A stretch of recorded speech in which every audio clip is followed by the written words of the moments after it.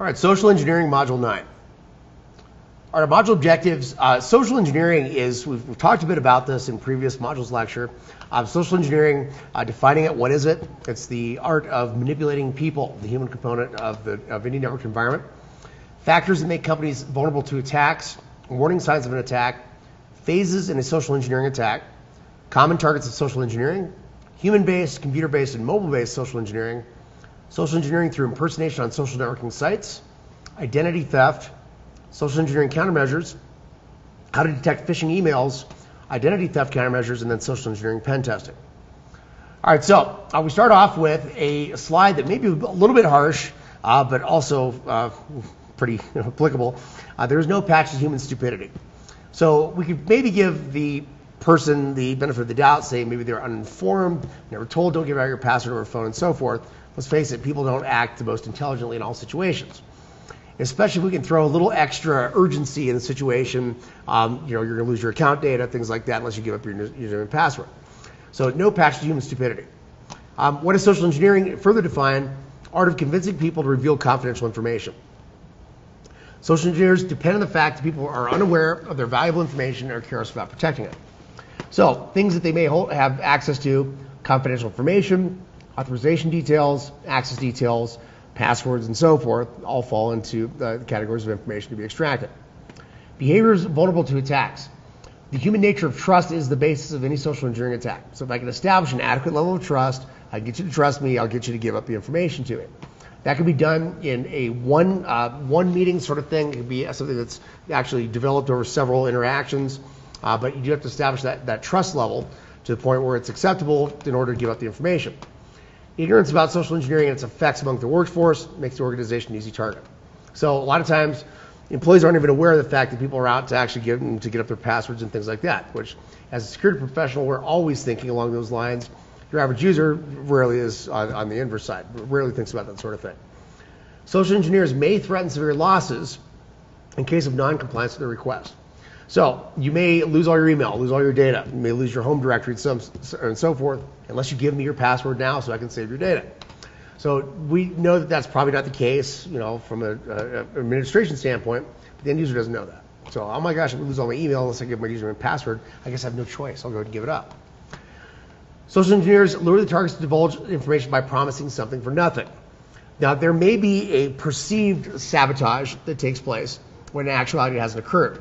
So if I was to call you up and say, hey, you're not going to have access to your email unless you give me your username and password, you never even check that. You may not even know that situation exists. So by promising something for nothing, we've promised to deliver on something that maybe hasn't occurred or something that is unnecessary at that point. Targets are asked for help and they comply out of a sense of moral obligation. People generally want to be assisted. They want to be trustworthy and helpful and so forth. So generally human nature is I want to assist. Factors make companies vulnerable to attacks, primarily insufficient security training. So the lack of awareness that social engineering takes place among the user base and so forth. Easy access of information. It depends on what type of information you're talking about. So if you're gathering information that's used like customer data and so forth, that could have person identifiable information. Maybe that's something that the office worker works with on a regular basis.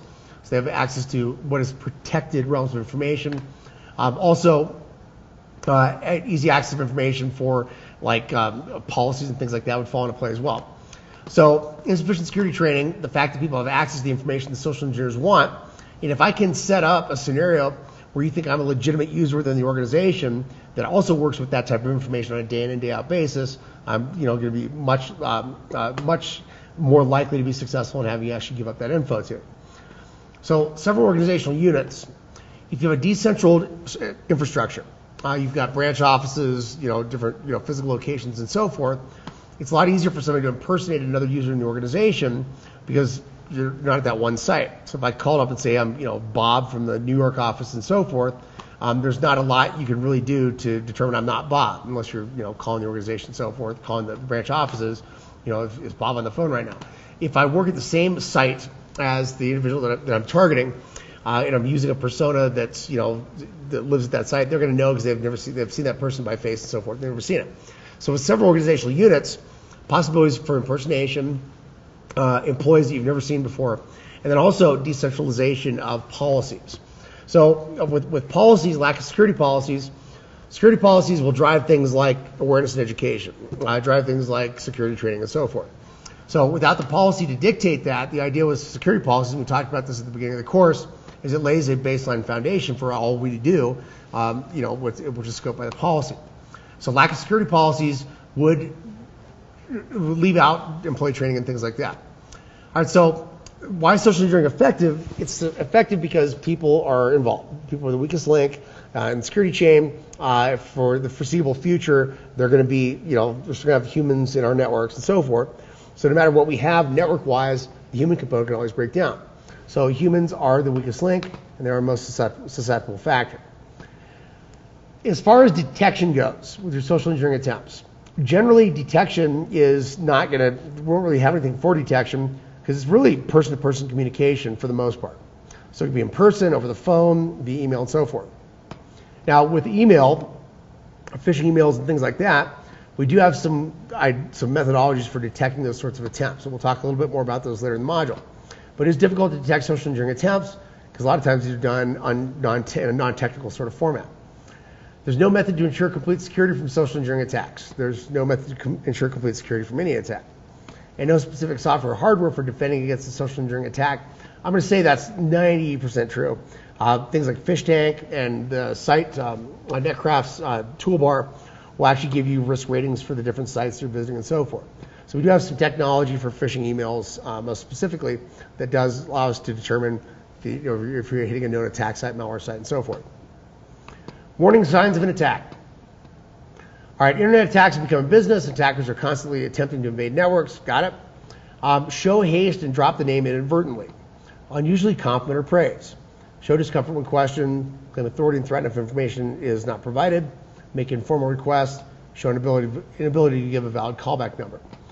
So if I am assuming the persona of somebody within an organization, I should be able to identify, their internal phone numbers, their email addresses, and so forth. I should know all this stuff. If there's any, flaw in your cover story that it doesn't add up, that's going to arouse suspicion. And the whole idea here is not arouse suspicion. So unusually compliment or praise, show discomfort when questioned, claim authority if information is not provided, all potential warning signs. If I'm unable to be called back at a specified extension, that's generally an issue too. Why, if you work for the company, why can't you be called at your extension? Or why can't we call you back on your cell phone and so forth? So claim authority and threat if information is not provided. That's more along the lines of, I'll call them an authoritative name dropping sort of attack, where you say you're working on behalf of the CEO, CFO, and so forth. And in that situation, you're also sort of striking fear into the target's heart. But if you don't help out, you're going to suffer the wrath of the CEO, whatever the case may be. All right, so warning signs of an attack, flaw in their perceived or projected persona. All right, phases: research, select the victim, exploit and develop and exploit the relationship. All right, so research on target company, dumpster diving, websites, employees, tour company, etc. Select a victim, identify, frustrated employees of the target company. The victim doesn't have to be frustrated, without a doubt. Now, if you go after accomplished recruitment and things like that, then yeah, you are targeting somebody that's been passed up for promotion, something like that they feel that they deserve. But it does not have to be a frustrated employee of the target company. All right, develop a relationship. Establish communications with the target. Develop a level of trust. Once that level of trust is adequate, then try to levy that and extract the information. Exploiting the information, collect sensitive account information, financial information, current technologies, all possible results of the exploitation. So research, selection, development, and then exploitation. All right, like anything else, the attack on the organization is going to result in, it's going to be bad on the bottom line. That's what it usually boils down to. So economic losses, loss of privacy, damage of goodwill, temporary or permanent closure, lawsuits and arbitrations, dangers of terrorism, all possible outcomes or possible impacts on the organization from a social engineering attack. Rebecca and Jessica. All right, these two terms are just used to define generically our target. So Jessica and Rebecca are both potential targets for social engineering. All right, so you'll see them use, like, there was a Rebecca at the bank, I'm going to call her. I met Miss Jessica, easy target for social engineering. You have a Rebecca in your company. That's a question, sort of a weird question there. Do you have a victim in your target company? Just generic terms we use for our victim. Are there common targets? Anybody in the organization. So receptionists, help desk personnel, technical support, system administrators, users and clients, vendors of the target organization, all potential common targets. All right, with office workers. Office workers have access to company data day in and day out. So they work with privileged information, so forth, maybe. So we could potentially, from an office worker, extract information related to security policies, sensitive documents, office network infrastructure, passwords, and so forth. All right, types of social engineering. We're going to break this into 3 categories: human-based, computer-based, and then mobile-based, which is pretty much computer-based, but on a mobile platform. Excuse me. So human-based social engineering. Direct human-human communication. It can be in person, over the phone, and so forth. Computer-based, sending phishing emails, click on a link, and so forth. So all done with the help of computers. And then mobile-based, mobile applications. A couple scenarios. Posing as a legitimate end user. Okay, the legitimate end user, hi, I'm Bob. I've lost my password. Can I get that form? Get that, please. Now, there's going to be some verification of Bob, the requester, who Bob actually is. If you start getting into things like using officers' names and so forth, directors' names, they might just think twice. They'll just do it. So generally, your average employee is not going to get their password reset over the phone. Give identity, ask for sensitive information. Forgot my password. Going to get it. Posing as VIP of the target company, valuable customer, etc. Hi, this is Kevin, this is the CFO secretary. I'm working on an urgent project. Lost my system password. Can you help me out? And then posing as technical support. Hello. Last night we had an outage here, data crash and so forth. Checking for the lost data. I need your user ID and password. Or migrate your mail account and so forth. Now, one thing I find interesting is that people will, well, hopefully if they've been told not to do something that, it's been structured in a way, just don't do it. So let me give you an example. If I was told to never give out my password to anybody, all right, that's pretty self-explanatory, right? Don't give it out, don't give it up to anybody. But if I was to do something that was not necessarily specified directly in the policy, but still give the attacker an advantage, I may be inclined to do that. So what I'm driving at here is if I instead said to you, look, you don't have to give me your username and password. I just need you to change your password to password for an hour while we check for the lost data, and you can change it back to whatever you want. So the person goes back through what they've been told. Okay, so you never give it out. Well, I guess I've never been told not to change it. Shouldn't be a big deal, so they go ahead and do it. So you're casting some doubt on the specifics of what they've been told. All right, so, and then quite often, I'm sure they'll still do it anyway. So, posing to technical support, had a system crash, check for lost data, can you give me your user ID and password? All right, so then a little bit more expansion on that. Technical support example, man called his company's help desk, so he's forgot his password. If I miss this deadline on this advertising project, my boss might fire him. So you've got a little sympathy being generated there. Help desk worker feels sorry for him, quickly resets the password, unwittingly giving the attacker clear entrance into the corporate network. All right, then another authority support. Remember, authority support is just naming somebody that you're performing the activity for, a manager and so forth, somebody whose activity, that's been required or requested by that individual. So I am John Brown with the external auditors of Arthur Sanderson. We've been told by a corporate to do a surprise inspection of your disaster recovery procedures. You have 10 minutes to show us how you recover from a website crash. All right, then we got Sharon, who's a sales rep out of the New York office. Short notice, but I've been given a group of prospective clients in the car. I've been trying to get for months to get the outsourced security training to us. We're just a couple miles away. Can we just stop in and give them a quick tour? So they were particularly interested in what security precautions we've adopted. It seems someone hacked their website a while back. One of the reasons they're considering our company. So you're showing like recovery procedures and so forth. All right, so with Aircon Express Services, I'm a vendor. And I've always wanted to dress up like a FedEx driver or a UPS driver, and haven't really actually gotten around to that, just to see how far I can get into a building. But this situation, you got a vendor that's saying, we received a call that the server room is getting too warm. We're going to have to check this out. Can you point me in the right direction? All right, eavesdropping, shoulder surfing. Now, we've talked about eavesdropping. We know that it's listening in on conversations, overhearing usable information. I'll give you an example of back when I was first taking my MCSE courses back in 1999. I was bartending at the time. And I remember sitting at the bar, and there was 3 engineers from well, heck, I guess I can just say it's 3 engineers from 3M, 3M Corporation. And this is about the time that they were talking about their migration from NT4 to 2000. So as I'm sitting there and I'm listening to their conversation, they're talking about like naming conventions, IP address ranges, and things like that, PDCs, BDCs, and so forth. So I remember just thinking to myself, wow, I recognize actually what they're talking about. That's kind of cool. Looking back on it, I would have had some pretty basic footprint information about the network. So you want to be sure that your conversations can't be listened into and so forth.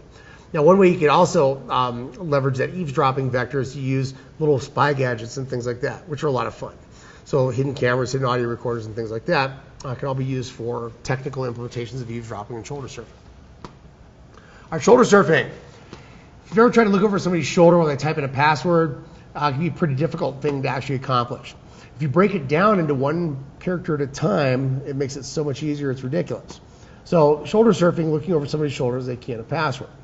All right, so passwords, pins, account numbers, etc., and it can be done from a longer distance using the aid of vision-enhancing devices like binoculars to obtain sensitive information, binoculars, telescopes, and things like that. All right, then dumpster diving. We've talked a bit about dumpster diving already. It's looking around for useful information in the trash. I had a student not too long ago in a CHFI who they did some dumpster diving and found a bunch of discarded hard drives that upon further analysis contained like it was for a medical company, patient information, and so forth, which was a HIPAA violation. It's bad stuff. So dumpster diving, looking around for passwords and things like that, is in the trash. All right, in person, survey a target company to collect information on current technologies, contact information. Survey, really. Well, yeah, if you call a company and say, I'm doing a customer satisfaction survey and so forth, you have a few minutes to answer some questions, that definitely is a survey sort of format. I'll give you an example. There's an example of The Art of Deception by Kevin Mitnick. Great book, definitely recommended to read. Talks about a guy that is, it's a divorce proceeding that's taking place. And the wife in the divorce finds out or assumes or thinks that the guy stole a bunch of their money and put it in a different account. So hiding funds, or however you want to refer to that. So she hires the private investigator to actually figure out where this guy's opened a bank account from. And as far as when you open a bank account, there's this telecheck sort of operation that can take place to check your history. It's like a credit rating for bank account holders. The bank can use it to determine whether or not they want to open an account for you. So that can also identify accounts that are held at different organizations. So what the attacker does is calls the bank and says, hey, I'm with Telecheck and we want to do a customer satisfaction survey. Do you have a few minutes to answer some questions? So through this long list of questions, he gets like an 800 number they use to actually contact and verify, and then also their merchant IDs. So he just goes through and says, okay, which 800 number to use to contact us? What are your wait times and so forth? Boom, we got the 800 number. And then we verify your merchant ID. I've got it down as this. No, that's wrong. It's actually this. And I got a merchant number. So long story short, through this questionnaire, this customer satisfaction survey, the guy extracts answers to some very specific pointed questions, and then uses that to actually access Telecheck, determine if this guy's opened an account, ends up finding out where the new bank account is. It's not bad. So survey, contact information, current technologies, etc. Third-party authorization, and refer to important person in the organization. We've talked about that. It's authoritative name dropping. And then tailgating and piggybacking. Tailgating is following somebody through an entrance, badged entrance, and so forth. Piggybacking is riding on somebody else's credentials. So you will see the term piggybacking used to describe something where somebody follows somebody close to you through a door, for example. All right, but that's technically tailgating. Piggybacking is piggybacking or riding upon credentials of an authorized user. Our reverse social engineering, break, market, or sabotage marketing and tech support. Sabotage, advertising, and tech support. You'll see a couple different definitions of that. But the idea is that I break your system, I then leave myself sort of laying around for you to discover something that can be assistive, and then I assist. So I break your PC, I stand next to your desk with a PC repair t-shirt on, whatever the case may be. You look around and say, oh wait, this person's going to potentially help me with my problem. Let me go ahead and ask them for help. At that point, that suspicion, that level of trust is already established, the level of suspicion because you asked me for help. And in the purpose of doing so, I can ask you more pointed questions, and you give it up just in the whole effort to get your problem resolved. So reverse social engineering, break something advertise yourself as something to be assistive, and then give the perception that it's been fixed. All right, so I'll give you another example. This is also out of the art of deception by Midnight. Okay, a user at the organization is identified as being on a specific wall drop, specific port for his PC. That's where his network cable plugs in. The social engineer then calls the technical support and says, we're actually rewiring an outlet for this wall drop. I want you to disable that drop for a few minutes while we fix it. And they'll call you back and let you know that it's taken care of. So in a nutshell, they turn off the port on the network port. Then the social engineer calls the actual user sitting at the PC. Says, are you experiencing any internet connectivity issues? Well, yes, I am. As a matter of fact, right now I can't get out. Yeah, we've been having that, so that's been going on. So we're still trying to figure out what's going on. Let's give you a call back. So he gets off the phone with the guy, calls up the help desk, re-enables the wall drop. So now the guy's actual internet connection's back up. All right, calls the guy back and says, all right, so how are we doing now? Now it's been up ever since it was up last time. All right, well, it's a problem with the software we've determined, and we want you to download an application to actually fix it. So I'm going to give you, send you an email, whatever the case may be, give you a download location, and the individual ends up installing what is just a Trojan. So at that point, system's compromised. So reverse social engineering, marketing, sabotage marketing, and tech support, piggybacking we've gotten down. All right, watch these movies. So part of your course directives are you have to watch The Italian Job, you have to watch Catch Me If You Can. Those are required for your completion certificate. Just kidding. Okay, there's lots of movies out there, great social engineering scenarios. Ocean's 11, 12, 13. If you've never seen the movie Sneakers, fantastic movie, pen testing and so forth. Lots of great examples of social engineering scenarios. All right, Matchstick Men, been a long time since I've seen it, but same idea. Then computer-based social engineering. All right, spam, pop-up windows, hoax letters, internet chat, instant chat messenger, or chain letters, all potential computer-based vectors. All right, so pop-ups. Excuse me. Pop-ups trick users. We all know what a pop-up is. Pops up, you want to click on a link and so forth. You've won a valuable prize, etc. So click on it. That takes you to a website. Maybe they want to enter credit card information and so forth. At that point, you're like, no way. All right, so personal information for downloads malicious programs such as keyloggers, Trojans, and spyware. All right, phishing. All right, phishing.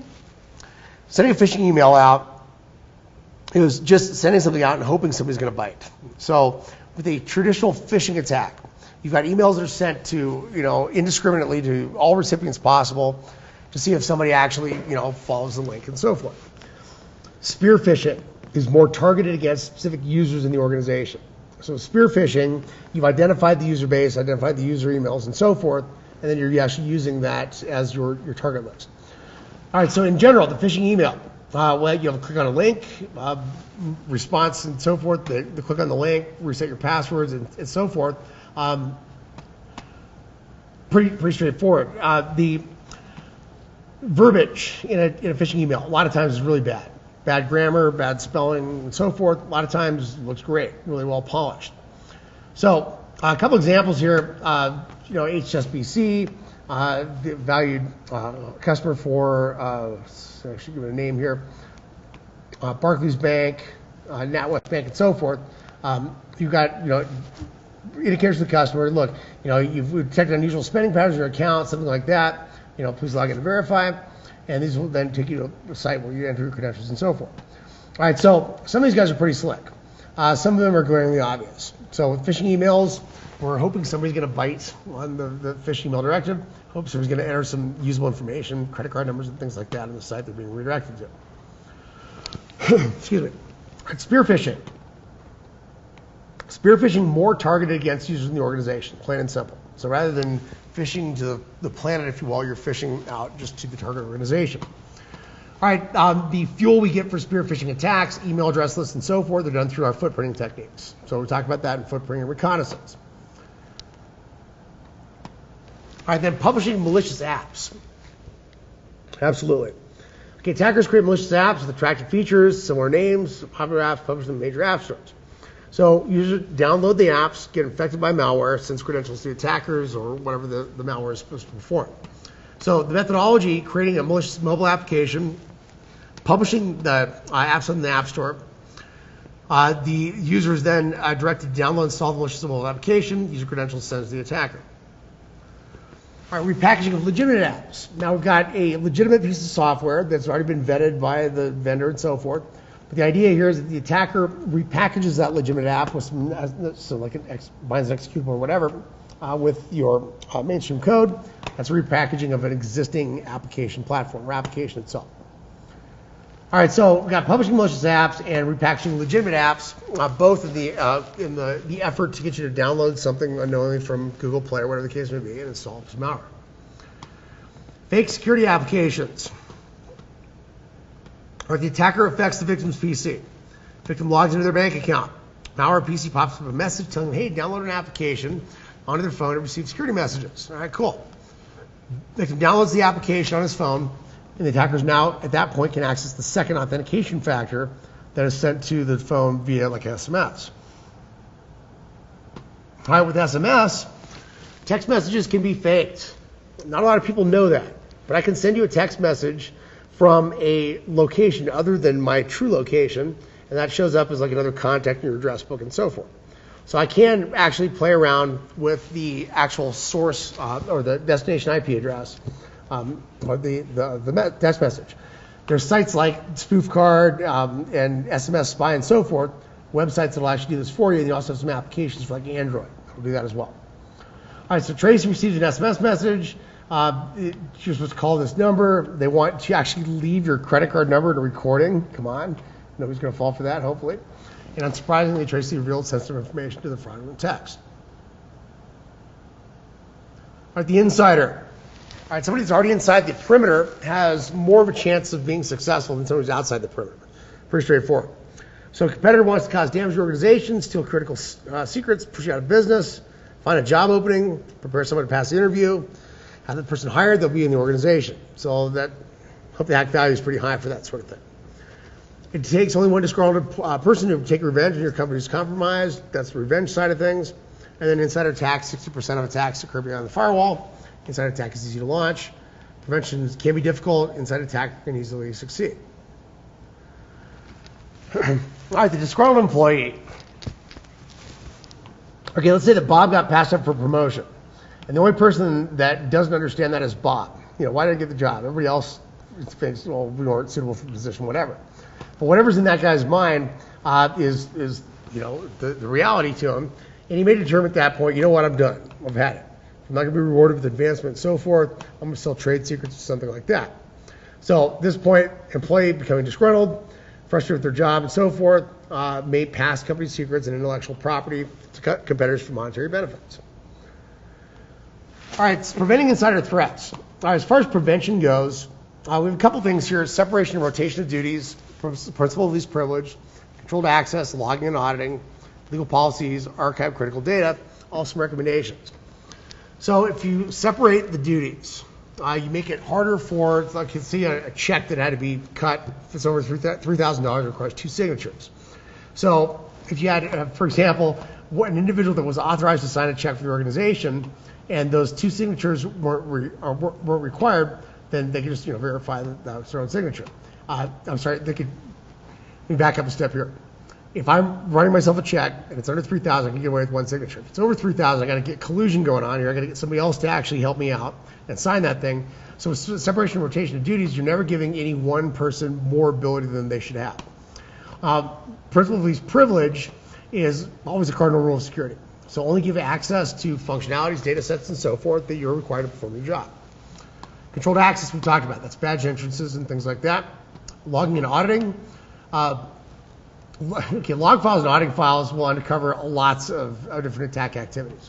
So we could look for, probably at this point, if we're going back to the log files, we've already got some suspicion that Bob is selling company secrets, whatever the case may be. Let's go back to like authentication failures that Bob's tried on different web servers and so forth, potentially. So logging and auditing, legal policies. Let's just go ahead and say network policies or security policies on that, which do incorporate legalities into the policy requirements. All right, if your data has been modified, archiving critical data is definitely a recommendation. Archiving the data so that it can be restored in the case it's been compromised. Okay, Social engineering targets and defense category strategies. All right, now I'm going to just read these guys off the sliders. We'll pick a couple out here. But for front office and help desk, the attack, eavesdropping, shoulder surfing, impersonation, persuasion, intimidation can all be countered with training employees never to reveal passwords, other information by phone. Don't never log in with somebody standing over your shoulder and so forth. Things like impersonation, fake IDs, piggybacking, etc. Implement strict badge, token, or biometric authentication, employee training, security guards. All right, for the office, shoulder surfing, eavesdropping, ingratiation, etc. Defense strategies against that, employee training, best practices and checklists for using passwords and escorting all guests. Again, one thing that we can't really depart from the slide without talking about is machine rooms and phone closets. All right, it never ceases to amaze me how many network patch closets and things like that aren't locked or aren't protected, or how many data, quote unquote, data centers are available through direct physical access. If I had the ability to go into a phone closet, patch closet, and so forth, I could plug in a protocol analyzer, I could plug in a rogue access point, I've gained layer 2 access to the network. If I can compromise the server room, things like that, you can definitely do more with that. Steal the servers, pull the data off the hard drives, and so forth. So machine rooms, phone closets need to be locked, they need to be latched, and so forth. But you see a high rate of unprotected patch closets and infrastructure closets. All right, then our social engineering through social networking sites. All right, now we talked about this in footprint and reconnaissance. So we talked about the impersonation of a networking account like Facebook, which is users gather confidential information from social networking sites, create accounts in others' names.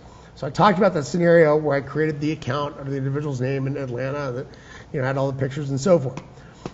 Attackers use others' profiles to create large networks of friends, extract information using social engineering techniques. Impersonation, imitating or copying behavior actions of others. I think we know what that is. Attackers can also use collective information to carry out other forms of social engineering attacks. All right, so we talked a bit about the Facebook. We talked a bit about the finding people on Facebook and so forth. Social engineering on Facebook. Create a fake user group identified as employees of the target company, using a false identity, proceeds to friend or invite employees to the fake group. Users join the group, provide their credentials, date of birth, educational, employment background, spouses, names, etc., and using the details of any one employee. Attacker can compromise a second facility to gain access to the building. Secure facility, sorry. All right, LinkedIn. I think by far and away the best for your specifics, your professional accolades and so forth, technology that you use, et cetera. So with Facebook, you don't see a whole lot of job role stuff on. LinkedIn is pretty much dedicated to your job roles and performance and so forth. So you're going to see, I think, more usable information on LinkedIn than you would see on Facebook. All right, Twitter. Never really done much with Twitter. Let's throw it out there right now. And then, of course, we talked about like YouTube, Google+, Pinterest, and so forth. I haven't really done a lot, very much at all, actually, with Twitter. All right, risks of social networking to corporate networks. All right, data theft. It's an information repository, enhancing the risk of information exploitation. Involuntary data leakage. Absence of a policy, employees may unknowingly post sensitive data about their company on social networking. Target attacks. Attackers use information available on social networking sites to perform a targeted attack. Got it? And then also social networking sites are subject to flaws and bugs that could cause vulnerabilities in an organization's network. All right, so some identity theft. All right, identity theft is stealing some information from a user or a target that allows you to adopt their identity. Plain and simple, get credit cards and things like that. So it may actually be used to accomplish loan fraud, government documents, benefits fraud, credit card fraud, phone utilities, bank fraud, employment fraud, and so forth. All right, so identity theft, stealing your personally identifiable information for fraudulent purposes. Social security numbers, big on that, dates of birth and so forth, the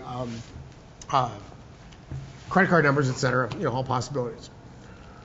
All right, so how to steal an identity. All right, this is going to sort of fall apart a little bit on this discussion, but how to steal an identity.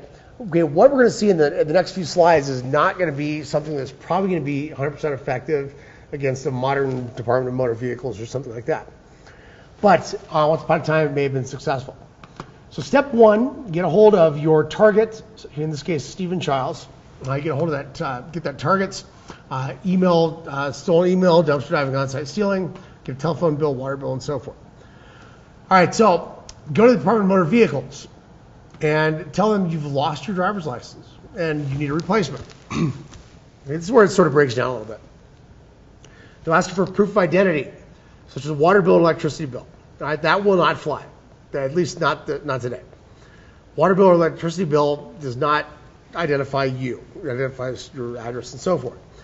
Show them stolen bills, tell them you've moved from the original address. The department employer will ask you to complete 2 forms, one for replacement, one for the change of address. So fill out both forms. The photo may or may not be retaken for a replacement license. It depends on how old the photo is. So they may actually just reuse it.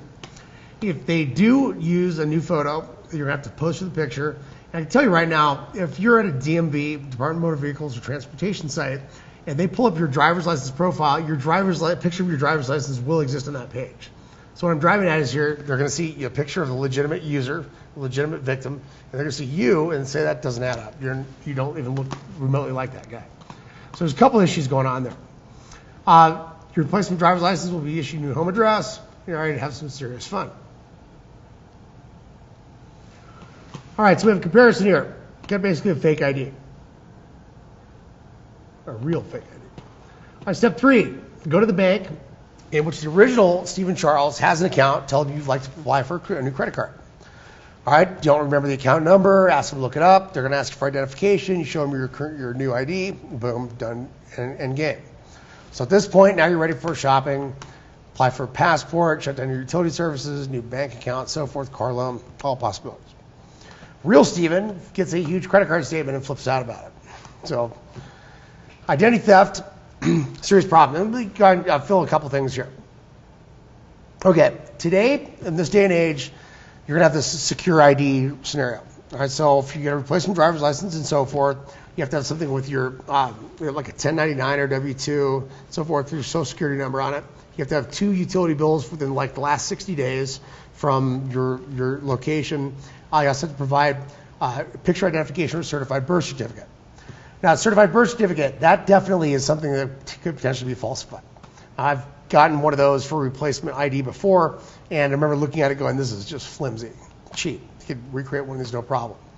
So you got a couple problems with authentication that go on in this scenario that may be remedied with something like a doctored birth certificate and so forth. So once upon a time, a lot less stringency on these application processes and so forth, a lot more likelihood to be successful. All right, so identity theft is a serious problem. Lots of people get their identity stolen. They've got bad credit ratings and things like that as a result of it. So yeah, it's definitely impactful. Social engineering countermeasures. Good policies and procedures are ineffective if they're not taught and reinforced by the employees. So after receiving training, employees should sign a statement acknowledging that they understand the policies, without a doubt. Periodic password change, avoiding guessable passwords, account blocking after failed attempts, length, complexity, secrecy, all falls into play here. All right, training. An efficient training program, security awareness and education, should consist of all security policies and methods to increase awareness on social engineering. Make sure sensitive information is secured and resources are accessible only by authorized users. There should be administrator, user, and guest accounts with proper authorization. Classification of information, top secret, proprietary, sensitive, for internal use only, and so forth. By that labeling structure, identify all your types of data and exactly the security sensitivity of that data, and then that's compartmentalized. So use that to protect the data, backup, and so forth. Also use it to direct what information can be disclosed publicly, etc. So classification of information, proper incident response time, and then background check of employees and proper termination process. All right, so if you do a background check on somebody, check the references and so forth, that doesn't add up, that's just indicative of a much bigger problem later. But we definitely want to do these background checks and so forth, employment history checks, etc. All right, antivirus, looking at antivirus anti-phishing. Generally, most organizations have an adequate antivirus solution. So multiple layers of antivirus. Change management. Documented change management process more secure than ad hoc process. So one example of that would be code development and then putting in production. So if I had a situation where you need to replace a network application and so forth, that has to go through the change management. It has to get actually approved. two-factor authentication, instead of fixed passwords, use two-factor authentication, high-risk services, modem pools, and so forth. So it's two-factor authentication, something I know, something I have, something I am, are the three possible categories for multi-factor authentication. All right, how do you detect a phishing email? All right, so you're looking for, if you hover over the link in the email, that'll show you where you're actually being redirected to. So that's one way to check out, look, you're not going to be sent to HSBC, you're going to be sent to 108.214.64.5.147. That tends to be an attacker site. All right, Netcraft has an anti-phishing toolbar. All right, so that anti-phishing toolbar actually just gives you a risk rating right here of whether it's a known site or not. So this again is a blacklist of known attack sites, malicious sites, and so forth. All right, PhishTank, same idea, web-based utility, doesn't have the risk ratings and things like that.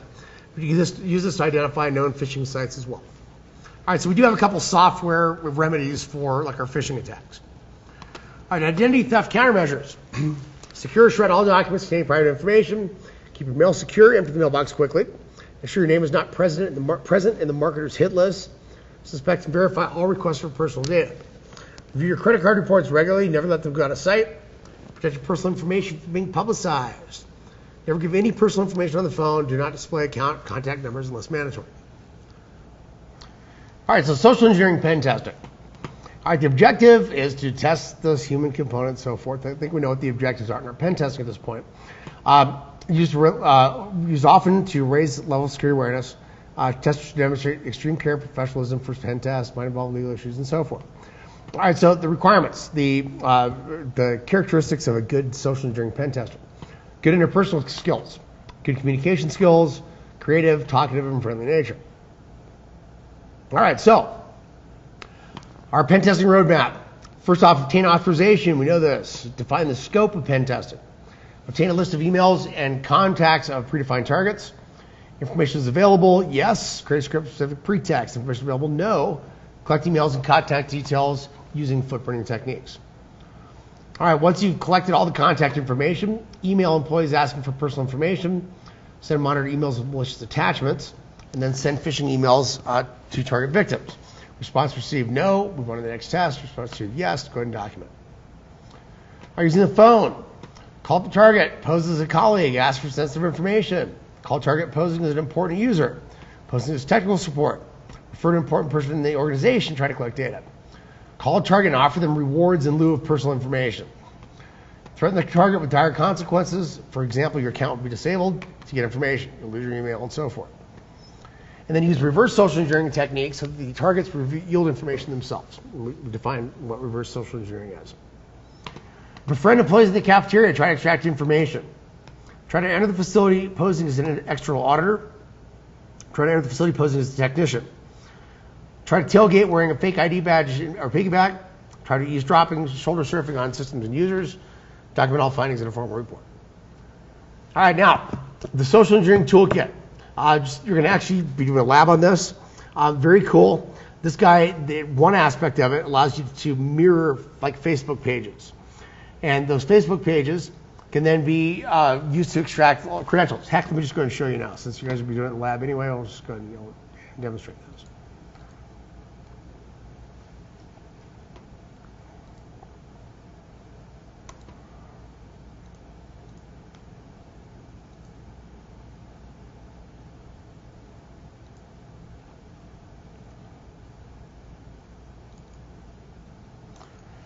Okay, so I'm going to power this guy up, and while we're talking about so what I'm going to do is I'm going to go in and I'm going to specify Facebook.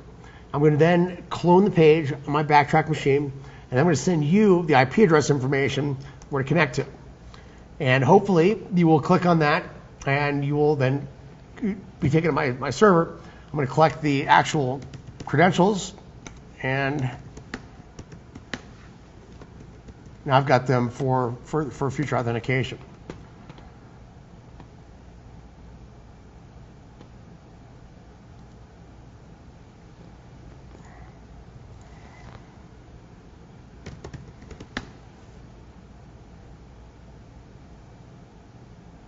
Okay. All right, so we're going to go to applications.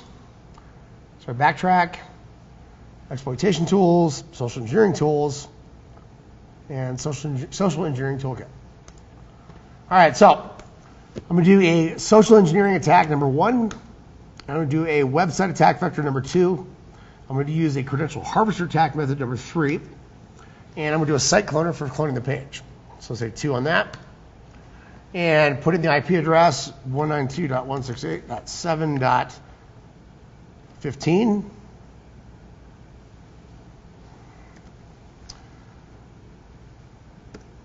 And then the URL to clone, www.facebook.com.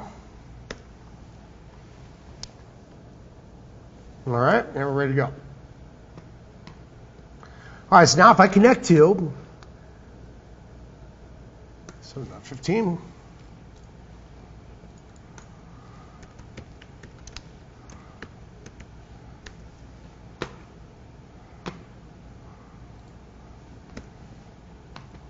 there's my Facebook login.